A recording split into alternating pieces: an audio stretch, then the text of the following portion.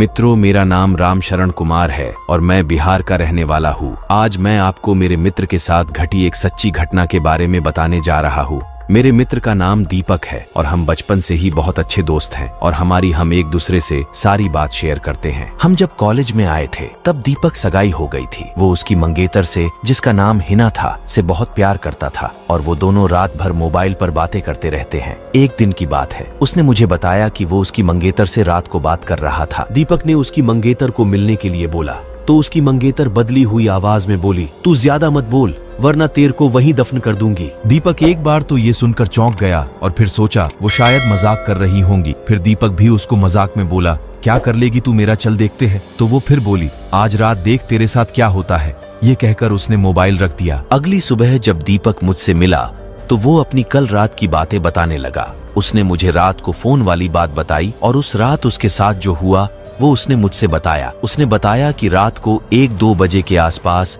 अचानक उसकी नींद खुली और उसके सामने एक काला लंबी दाढ़ी वाला आदमी बैठा था। वो बोलने लगा, ले आ गया मैं, अब देख तेरे साथ क्या होता हूँ। उसने दीपक का गला पकड़ लिया।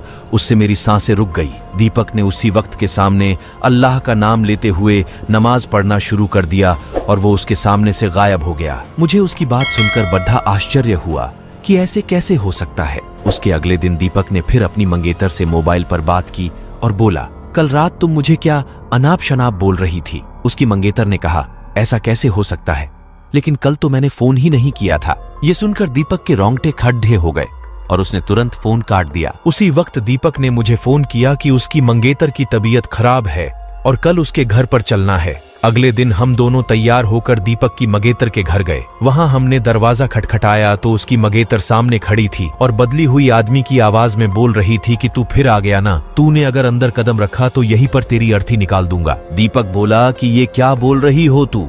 दीपक आगे था और जैसे ही उसने घर में कदम रखा उसकी मंगेतर ने दीवार पर टंगी तस्वीर उतारकर दीपक के सर पर दे मारी। उसके सर से खून बहने लग गया। दीपक के ससुर और सालों ने उसकी मंगेतर को पकड़कर बिठाया। फिर उसके सालों ने दीपक के सर पर पट्टी बांधी। हिना के दादाजी ने बताया कि हिना को जिन्न का साया लग गया है। इस पर दीपक के ससुर ने उन्हें अपना मुंह बंद रखने को कहा। थोड़ी देर रुककर हम वहां से सीधे अस्पताल जाकर ढंग से पट्टी करवाई। उसके अगले ही दिन मुझे दीपक का फोन आया कि हिना की तबीयत बहुत खराब है और वो अस्पताल में भर्ती है। दीपक ने बाइक निकाली और हम दोनों जल्दी अस्पताल पहुंचे। वहां पर पहुंचते ही हमने डॉक्टर से हिना की हालत पूछी तो उन्होंने बताया कि उसकी हालत बहुत नाजुक है। कौन सी बीमारी है वो पता नहीं चल पा रहा है और उसके घर वालों को डॉक्टर ने दीपक को घर ले जाने को कहा। सभी हैरान थे कि ऐसी क्या बीमारी है जिसका इलाज डॉक्टर के पास भी नहीं है। फिर उसके घर वाले हिना को घर ले आए। हिना ने दीपक को बुलाया और कहा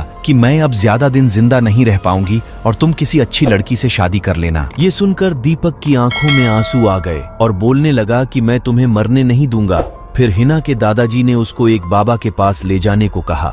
हम उसको बाबा के पास ले गए और बाबा ने बताया कि इसको एक बुरे जिन्न ने जकड़ लिया है जिसकी वजह से वो इसके शरीर को नुकसान पहुंचा रहा है। अब बहुत देर हो गई है। बाबा ने बताया कि इसका एक ही इलाज है। यहाँ से 100 किमी दूर एक दरगाह है, वहाँ इसका इलाज हो सकता है। और बाबा ने बताया कि इसके साथ वही इंसान जाएगा जिसे वो सबसे ज्यादा चाहती है।